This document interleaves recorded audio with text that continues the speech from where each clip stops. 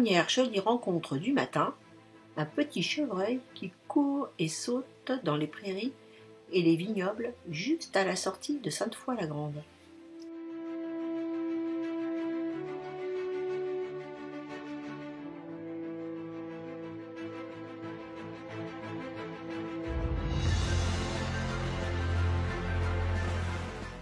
Et c'est reparti pour vignobles et petites routes peu fréquentées.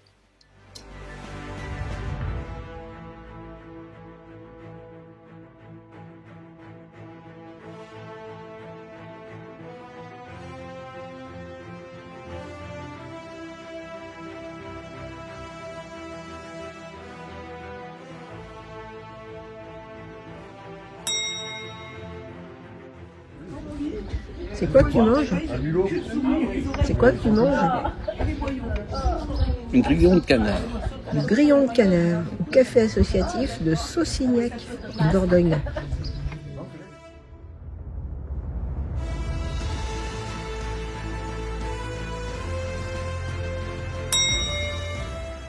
Le château de Fayolle date du XVe siècle. C'est un vignoble bio avec de multiples activités de loisirs qui sont proposés à ceux qui veulent le visiter.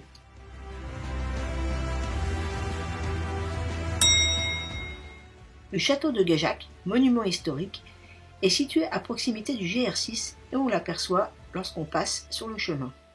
À l'origine, c'était une tour de garde du XIIe siècle qui a été renforcée au cours du XIVe siècle pour devenir une place forte. Du Guesclin y a fait le siège pendant 5 jours lors de la guerre de 100 ans. Sa transformation en résidence s'est opérée entre le XVIIe et le XVIIIe siècle et il comporte un pigeonnier remarquable.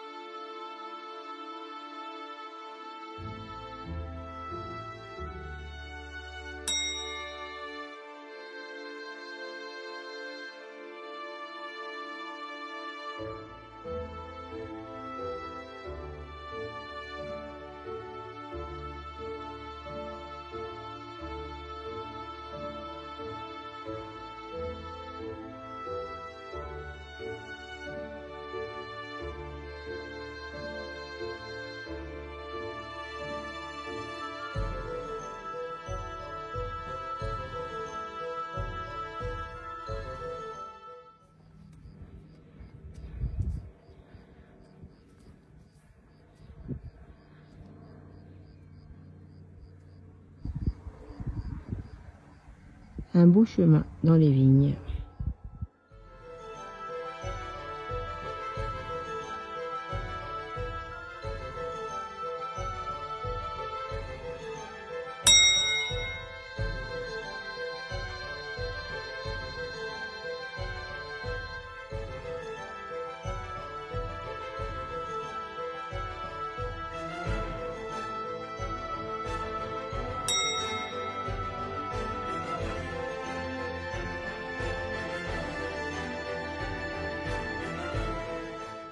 Nous sommes arrivés à Montbazillac, mais le chemin n'est pas terminé.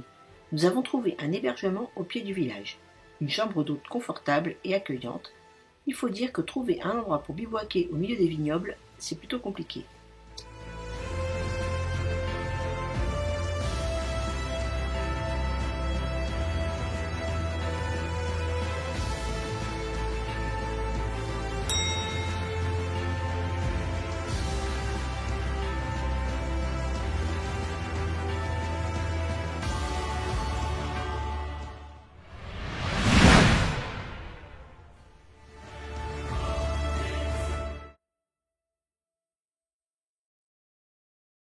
Au petit matin, nous sortons de notre petite cabane et admirons le ciel qui est tellement beau.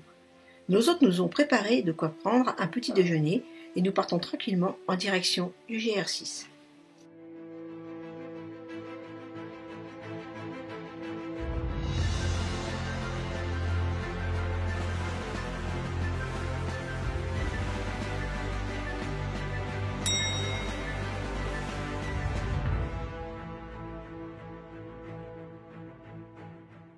Le château de Montbazillac apparaît, majestueux dans la brume au petit matin. C'est un monument historique qui est situé à quelques kilomètres de Bergerac.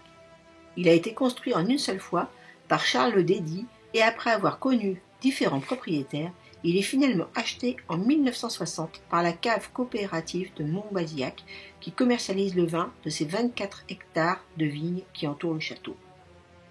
Au lieu du tourisme en Dordogne, il est visité par 50 000 personnes par an qui viennent découvrir le musée, déguster du vin et autres gourmandises locales et profiter des nombreuses animations.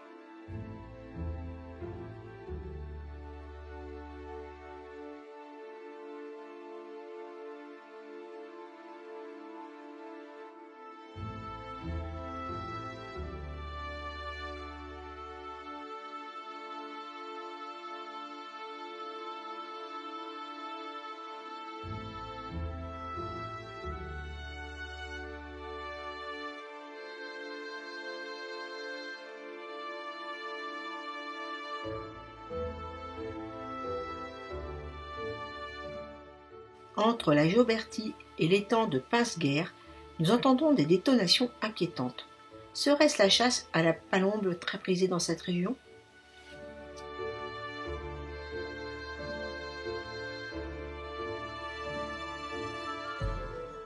Nous arrivons à Caunes-de-Labarde où nous nous ravitaillons en eau.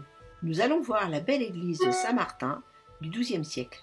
La veille, un mariage a jonché le seuil de pétales de rose.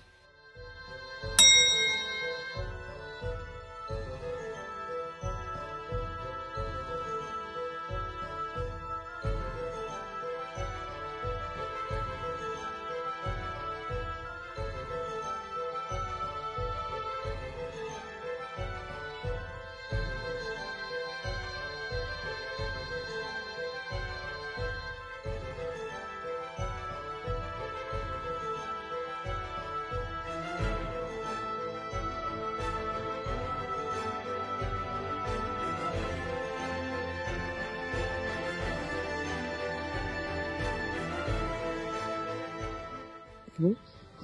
Alors voilà le kit de couture du randonneur. C'est assez limité comme matériel. Et hop, ne bouge pas, sinon je vais te piquer.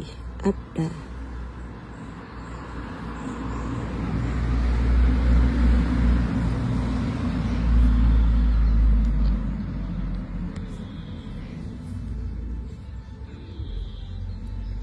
On va faire un point des plus simples. Comment il s'appelle ce point?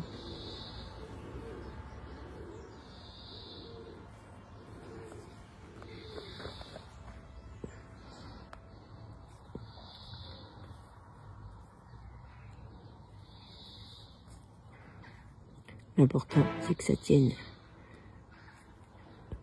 Aucun détail sur les finitions dans cette couture.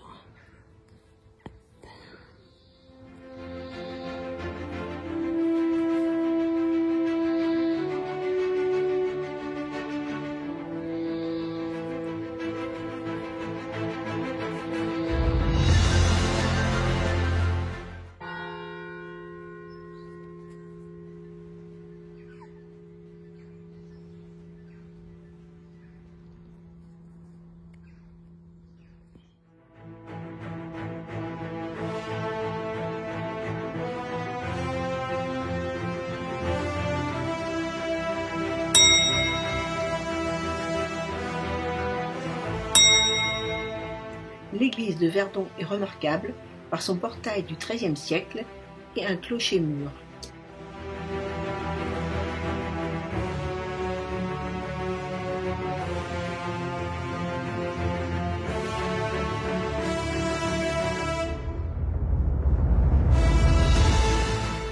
Nous arrivons à destination après une étape plutôt facile et agréable, pleine de paysages variés.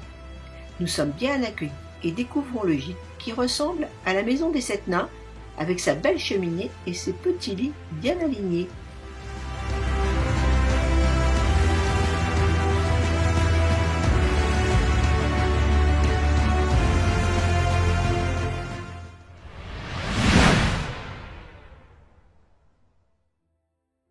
Et c'est parti pour une jolie étape.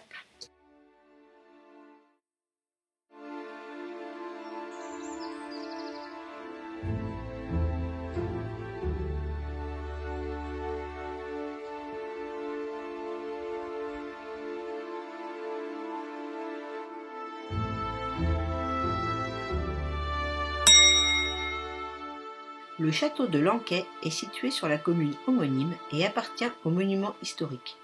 Il a été érigé par 3 constructions successives. La construction médiévale, qui en a fait un château fort, puis la construction Renaissance, qui l'a transformé en château d'apparat, et la construction des dépendances date du XIXe siècle. Les propriétaires actuels sont toujours les descendants du vicomte de Gourgues, initiateur de sa construction. Il peut être visité au moment des Journées du patrimoine et lors de la belle saison.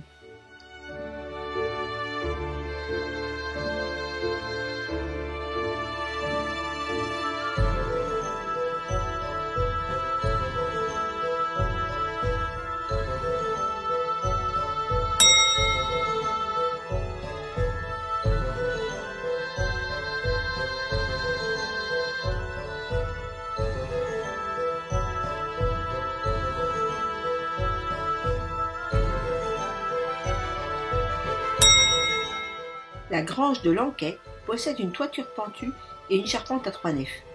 Elle a eu pour fonction hôpital, temple protestant, salle de réjouissance populaire, chais, étable et bergerie. L'association des Amis de Lanquet en a assuré la restauration après l'avoir achetée en 1975. Actuellement, c'est la commune qui en est propriétaire et des manifestations culturelles y sont organisées.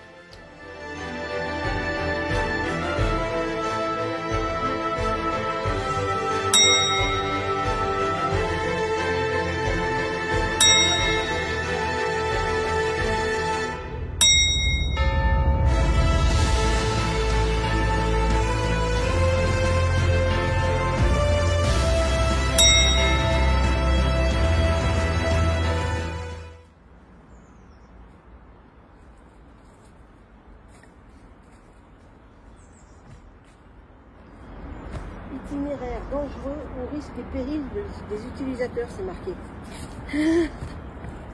Ça fait peur.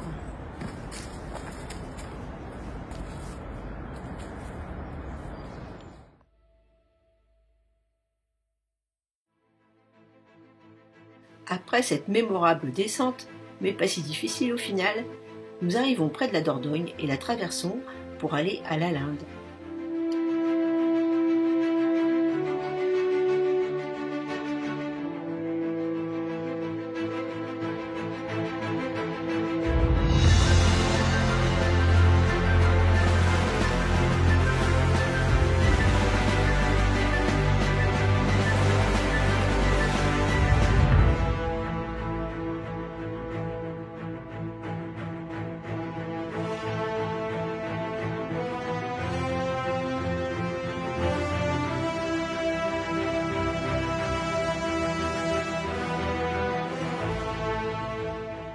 Et ça tombe pile poil pour l'heure de passer à table.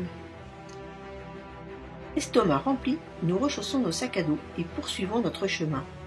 Une étrange créature nous interpelle avant de passer le pont sur le canal. Il s'agit du couleuvre, une couleuvre colossale, dotée d'une gueule immense et une tête ornée de cornes et d'oreilles. La bête est si grande que si sa queue est en haut de la falaise, la tête est au niveau de la rivière. Elle est maléfique et s'en prend aux bêtes, hommes, femmes et bateliers de la Dordogne.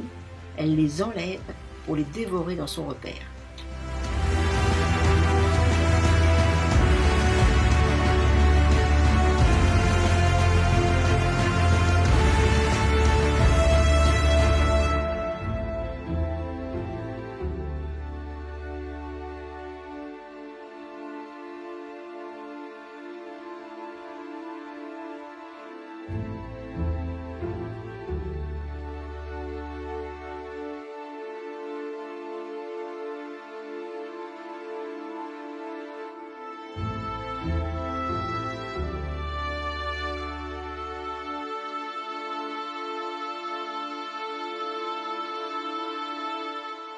Ouf, on a échappé à ce monstre et nous voilà marchant tranquillement le long du canal de la Linde.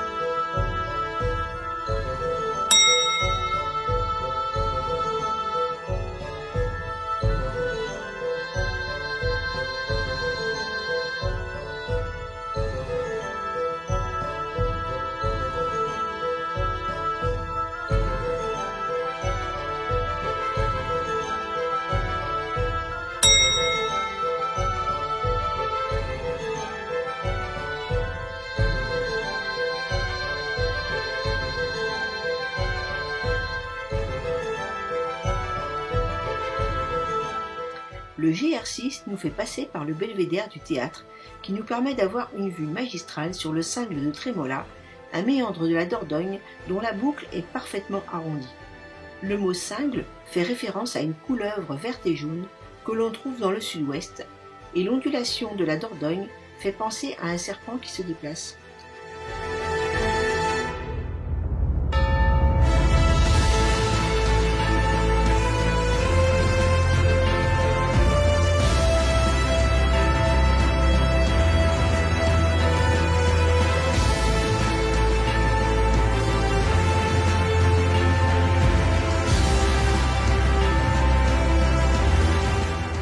Nous sommes très contents d'avoir réussi à réserver un mobil-home au camping de Trémola. En effet, de grosses intempéries sont annoncées dans la nuit. Et en plus, nous avons encore plus de chance car nous avons réussi à faire quelques achats à l'épicerie du camping.